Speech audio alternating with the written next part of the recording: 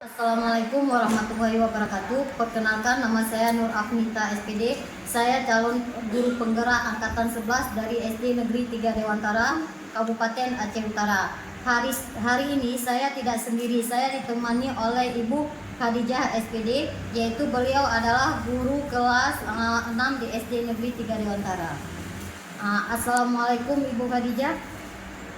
Waalaikumsalam, alhamdulillah baik Bu. Hari ini kita akan mengadakan percakapan pra-observasi ya Bu. Ya. Nanti saya akan amati jalannya proses pembelajaran yang Ibu lakukan di dalam kelas, atau sebelumnya saya melakukan proses supervisi kelas. Adapun tujuan yang akan saya lakukan ini untuk mengetahui dan mengevaluasi jalannya proses pembelajaran yang Ibu lakukan di dalam kelas. Kenapa kita hari ini melakukan percakapan pra-observasi, yaitu sebagai persiapan awal sebelum nanti Ibu melakukan kegiatan pembelajaran, agar lebih siap dan percaya diri sehingga memberikan pelajaran yang terbaik bagi murid Ibu. Begitu ya Bu? Ya. Ada beberapa pertanyaan yang akan saya sampaikan kepada Ibu. Apa kira-kira tujuan dari pembelajaran yang Ibu lakukan? Tujuan pembelajaran saya adalah satu, mengidentifikasi organ tubuh yang berkaitan dengan sistem gerak. Baik Yang kedua, Bu, berarti tujuannya selain itu apakah ada tujuan lain Bu? menjelaskan cara tubuh kita bisa bergerak. Yang ketiga, mengenal sistem saraf yang mengendalikan tubuh kita. Yang keempat, menjelaskan cara menjaga kesehatan sistem gerak dalam perilaku kita sehari-hari. Baik Bu, di samping tujuan yang Ibu paparkan tadi, bagaimana dengan area perkembangan yang ingin Ibu lakukan? Untuk area pengembangannya ada dua, yaitu yang ingin saya capai. Yang pertama adalah keterampilan, yang kedua adalah pengetahuan. Bisa dijelaskan Bu, pengetahuan dan keterampilannya bagaimana yang ingin Ibu capai? Yang pertama, kalau untuk pengetahuan, peserta didik dapat memahami secara langsung bagaimana sistem gerak itu pada organ tubuh manusia. Baik Bu. Satu lagi Bu, pertanyaannya, bagaimana pembelajaran yang ingin Ibu terapkan di dalam kelas? Mungkin dari strategi pembelajarannya, model pembelajaran, atau metodenya Bu? Dari segi pembelajarannya itu pembelajaran berdiferensiasi. Kalau untuk strateginya atau model pembelajarannya yaitu PBL sama dengan PJBL. Baik Bu, jadi rencana yang akan Ibu terapkan di kelas menggunakan strategi yang telah Ibu integrasikan dengan sosial emosional, model pembelajaran PBL, dan metode diskusi kelompok, kemudian dan penugasan, begitu ya Bu? Iya. Bagaimana dengan media pembelajaran yang Ibu gunakan di dalam kelas? Yang pertama, media pembelajarannya melalui gambar, video, dan alat peraga sederhana. Baik Bu, kira-kira kapan ini akan Ibu melakukan kegiatan pembelajaran tersebut? Hari apa dan jam keberapa di kelasnya? Saya akan melakukan pembelajaran ini pada hari Kamis di jam pertama, jam 1-2 di kelas 6.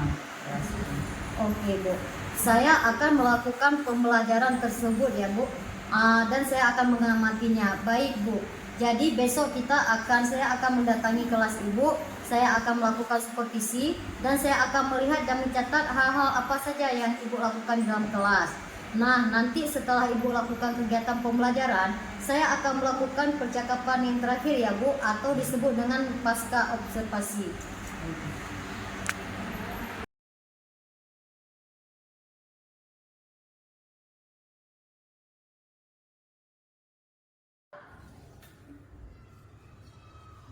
Assalamualaikum. Waalaikumsalam warahmatullahi wabarakatuh.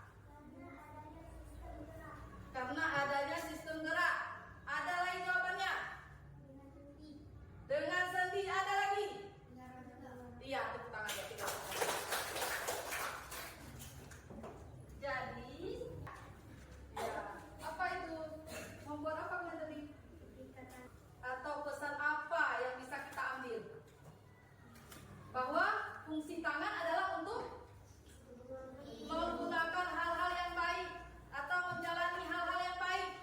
Boleh nggak tangan ini untuk mencuri? Artinya itu jangan dilakukan. Lakukanlah sikap yang positif, jangan yang negatif. Mau nggak ditangkap sama polisi? Enggak kan? Jangan ngambil. Punya orang jumpa dompet, datang ambil pakai tangan sendiri. Berdosa nggak? Ambil dompet, simpan lagi ke dalam tas. Kira-kira bagus nggak itu? Nah, jadi karena kita sudah mempelajari replika tangan ini, udah buat tadi proyeknya replika tangan. Artinya gunakanlah sebaik mungkin. Allah yang menjaga seluruh aktivitas yang kita lakukan. Lakukanlah hal yang berguna dan bermanfaat.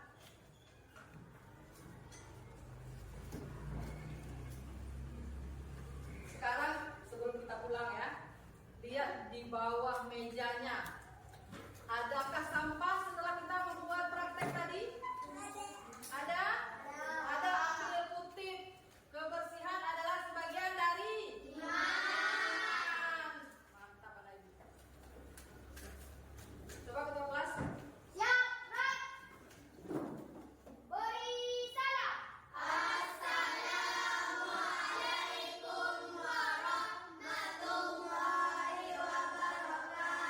Waalaikumsalam warahmatullahi wabarakatuh.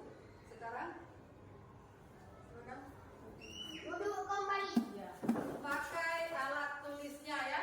Masukkan alat tulisnya. Ya, masukkan ke dalam tas. Kita akan pulang. Cukup sekian ya materi untuk hari ini. Wabillahi taufiq wal hidayah. Wassalamualaikum warahmatullahi wabarakatuh. Ayo. Waalaikumsalam warahmatullahi wabarakatuh.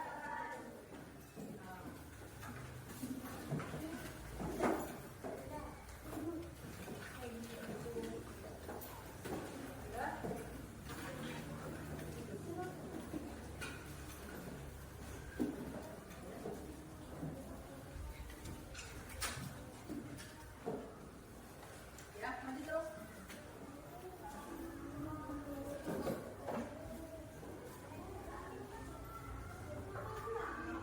Mana ada?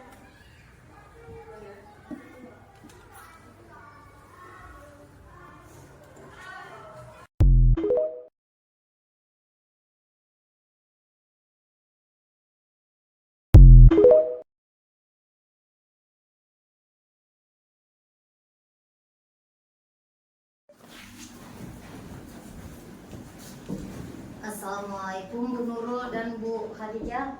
Bagaimana keadaan hari ini? Alhamdulillah. Alhamdulillah baik. Baik ya Bu Nurul. Sebelumnya hari ini kita akan melakukan kegiatan pasca observasi dengan Bu Khadijah SPD. Baik Bu Khadijah. Dalam percakapan kita kali ini, dalam kegiatan pasca observasi kali ini saya akan memberikan beberapa pertanyaan kepada Ibu Khadijah terkait dengan jalannya observasi yang kemarin kita ambil, Bu. Yaitu dengan tujuan mengevaluasi sejauh mana proses pembelajaran yang Ibu lakukan kemarin. Jadi untuk pertanyaan pembuka hari ini ya Bu, bagaimana perasaan Ibu terkait dengan kegiatan observasi yang saya lakukan kemarin, Bu? Iya Bu, perasaan saya masih belum terbiasa mungkin melakukan observasi dan disupervisi di dalam kelas. Jadi perasaan masih gugup, tegang gitu, tapi alhamdulillah berjalan dengan baik. Alhamdulillah berjalan dengan baik ya Bu. Sebelum saya memberikan beberapa catatan saya tentang hasil observasi kemarin, bisakah Ibu ceritakan kembali proses observasi yang kita lakukan kemarin, Bu? Ya, baik Bu. Untuk area yang saya kembangkan adalah literasi dan kolaborasi dengan siswa. Dan untuk langkah-langkah pertama yang akan saya lakukan yaitu membuat RPP yang berdiferensiasi dan terintegrasi dengan KSE. Kemudian saya membagi kelas dalam beberapa kelompok kecil sesuai dengan gaya belajar dan minat siswa. Baik Bu, bagus sekali. Ternyata Bu Khadijah masih ingat dengan area perkembangan yang Ibu lakukan, yaitu tentang literasi dan kolaborasi antara siswa ya Bu. Sebelumnya izin saya menyampaikan beberapa catatan kecil dari observasi saya kemarin. Saya melihat Ibu Khadijah menerapkan area perkembangannya di kegiatan literasi dan kolaborasi. Tapi saya melihat ada beberapa di dalam kelompok kecil itu Bu, masih ada siswa yang belum fokus dan masih ada siswa dalam kelompoknya tidak aktif. Tidak semua siswa mengikuti pembelajaran yang ketika Ibu memberikan dia LKPD, tidak semua siswa aktif untuk mengerjakannya atau tampil ke depan Ibu. Jadi adakah kendala-kendalanya yang Ibu hadapi dalam kegiatan kolaborasi dan literasi itu Ibu? Menurut saya, alhamdulillah sudah berjalan dengan baik. Namun masih ada kekurangannya di saat belajar kelompok mungkin Bu ya.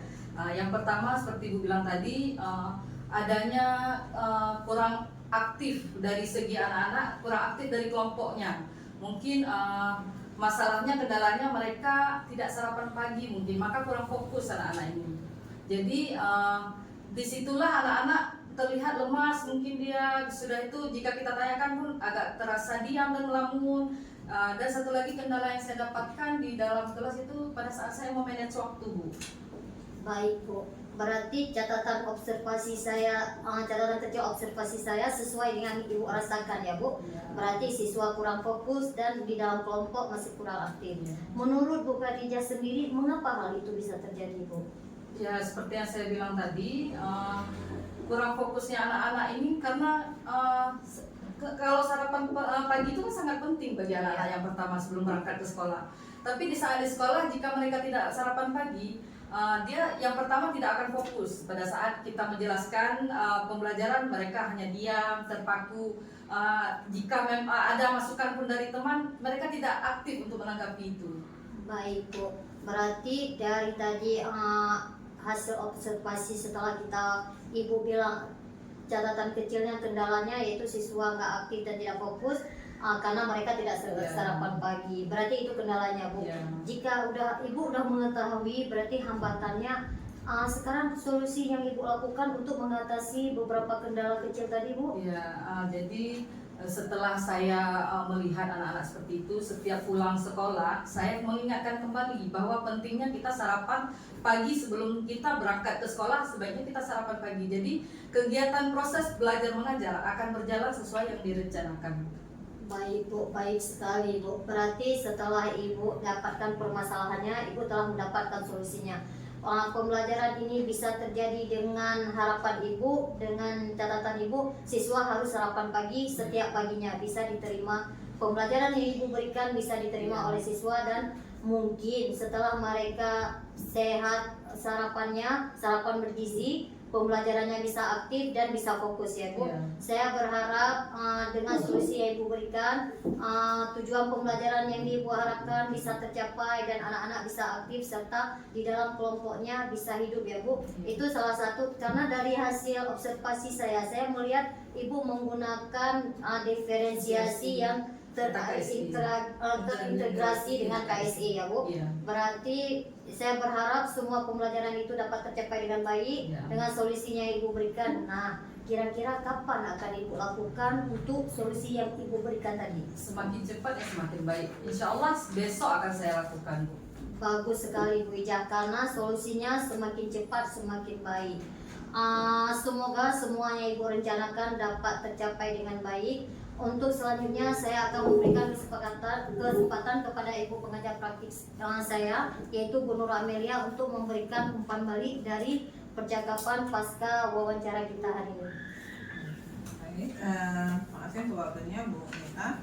Alhamdulillah untuk pasca observasi kita sudah kita lakukan.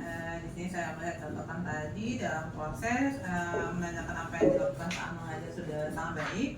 Kemudian untuk menyampaikan catatan observasi kembali untuk dikuatkan juga sudah sangat baik. Jadi prosesnya itu memang kita punya tahap 3 poin penting, yaitu kita membangun coach dulu untuk menyampaikan dulu versinya coach, kemudian si coach nanti yang membantu untuk menyerahkan bagian intinya yang dicatat dan juga nanti dikuatkan lagi dengan apa yang disampaikan coach tadi. Nah, sehingga nanti ujung-ujungnya apa kesimpulan, apa pelaksanaan yang akan dilakukan sudah terjadi.